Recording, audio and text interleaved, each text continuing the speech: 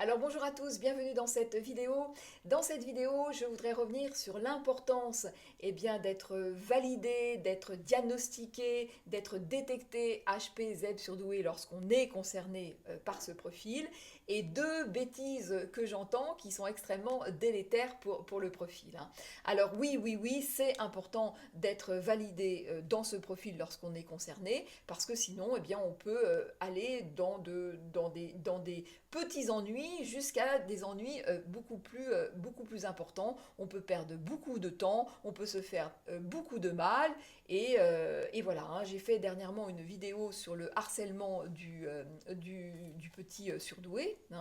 Alors qui n'est pas une fatalité, bien sûr, on peut être surdoué sans se faire harceler de la même façon qu'on peut se faire enquiquiner sans être surdoué, mais quand même, c'est assez souvent.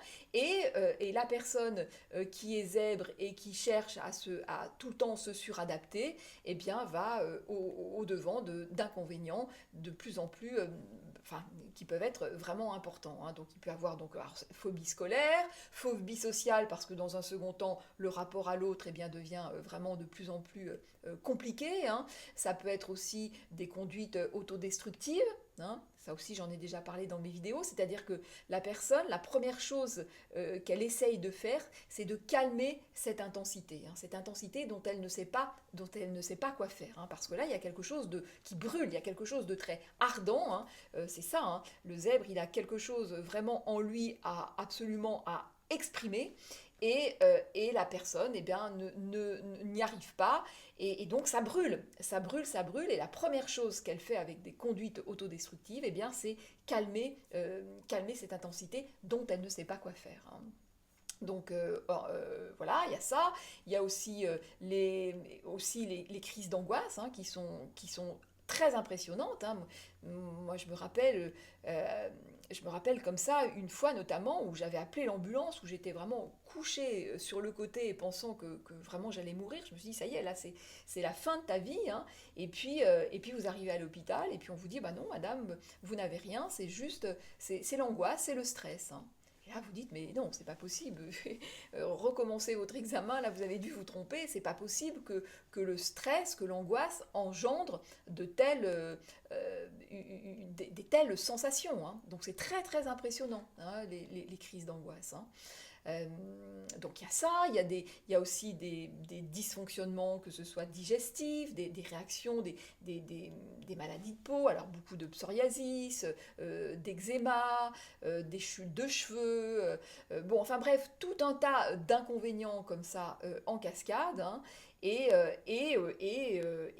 perte de temps, le temps passe, et puis la personne, elle cherche, c'est quoi son problème, et elle ne trouve jamais, et elle perd du temps, et elle souffre, parce qu'encore une fois, il y a une vraie souffrance, il y a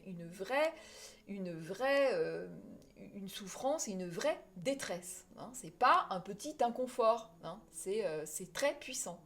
Et ça, je me rappelle, je l'avais déjà dit dans mes vidéos, notamment, je vous avais déjà dit qu'à une époque de ma vie, je me disais, mais si je ne rencontre pas de personnes comme moi, c'est parce qu'elles se sont foutues en l'air. C'était ça ma réponse. Je me disais, mais c'est tellement insupportable.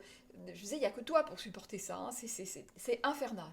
Donc voilà. Et le truc aussi, très important, c'est qu'il ne faut pas penser qu'avec le temps, ça va se calmer. Parce que parfois, on peut avoir cette croyance de se dire, bon, ben là, je sens que ça va pas, mais avec le temps, voilà, je vais bien finir par m'apaiser. Eh ben non, en fait, ça ne s'apaise pas. Non seulement ça s'apaise pas, mais ça crante. Donc oui, c'est important de comprendre surtout ce que ce profil recouvre. C'est pas tant une idée de QI comme on entend trop souvent malheureusement. Si on reste focus sur ce QI, on va passer vraiment à côté de qu'est-ce que c'est la douance. Et voilà, donc c'est vraiment comprendre tout ça pour enfin pouvoir libérer son potentiel. Alors deux choses que j'entends extrêmement délétères, c'est la première qui me fait penser au parallèle avec une relation avec une personne perverse narcissique. Lorsque vous êtes en relation avec une personne perverse narcissique et que vous essayez d'en parler autour de vous, généralement la première des réactions des personnes va être si t'es pas bien, avec lui ou avec elle, et ben quitte-le. C'est quoi le problème, hein?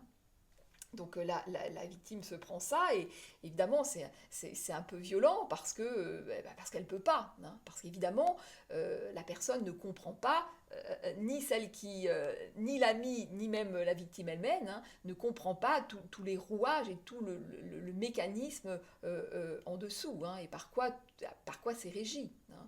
Et lorsque vous êtes surdoué et que vous tournez en rond et que vous avez comme ça que vous cherchez et que vous tentez de l'exprimer, eh bien les personnes vont vous dire bah, mais pourquoi tu as besoin de savoir? T'as pas besoin de savoir.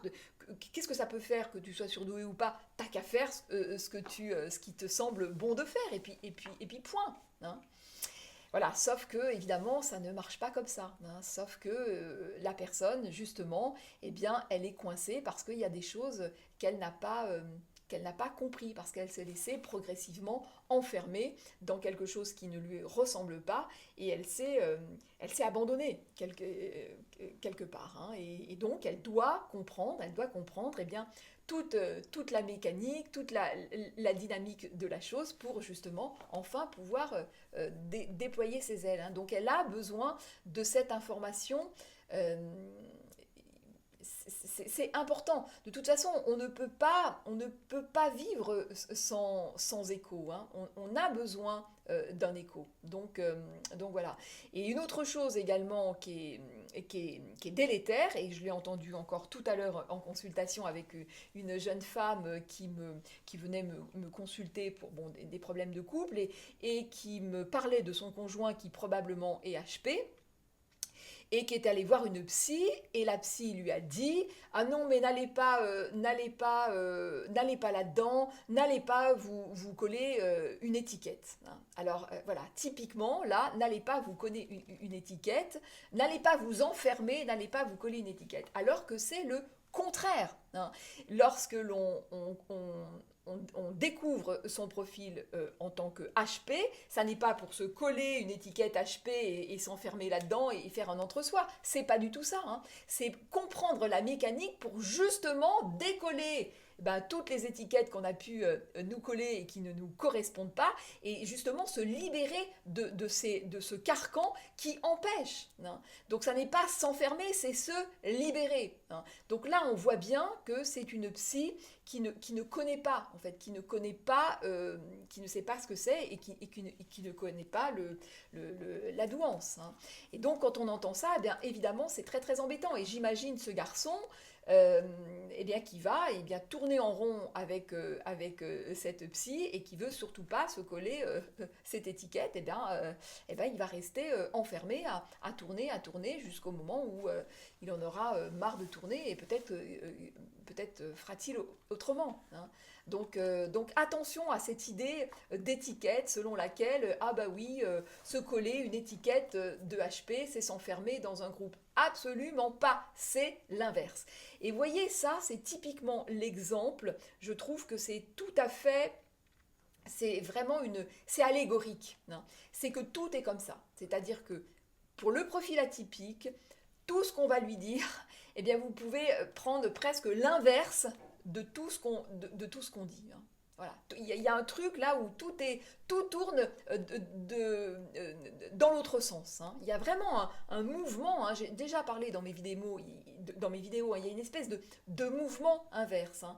Le HP, il a un mouvement en fait qui part vraiment de l'intérieur et la société et des personnes plus classiques qui fonctionnent vraiment dans un mouvement inverse, hein. Donc voilà, typiquement, voyez, typiquement, ah ben non, mais n'allez pas vous enfermer là-dedans, n'allez pas vous enfermer, oui, vous enfermer, alors que justement c'est l'inverse, c'est se libérer, hein. Donc voilà, et des trucs comme ça, eh ben il y en a plein. Voilà, donc c'est très très important de comprendre ça, et une fois que la personne a compris, et même au-delà d'avoir compris, a ressenti, une fois que ça part vraiment du bon endroit, eh bien on voit la personne voilà, qui peut vraiment enfin complètement s'expandre, et ça peut être en quelques mois, ça peut être absolument extraordinaire, hein. On passe d'une personne inhibée, angoissée, à se dire mais je sais pas qui je suis, je sais pas comment je m'exprimer, je sais pas comment faire, je sens en revanche à l'intérieur de moi que c'est puissant, hein, mais vraiment j'ai qu'une envie, c'est d'aller me cacher dans un trou de souris tellement je suis mal et tellement voilà. Et puis quand la personne comprend certaines choses, comprend et ressent, et ben là ça y est, ça s'étoffe et puis ça s'exprime, hein.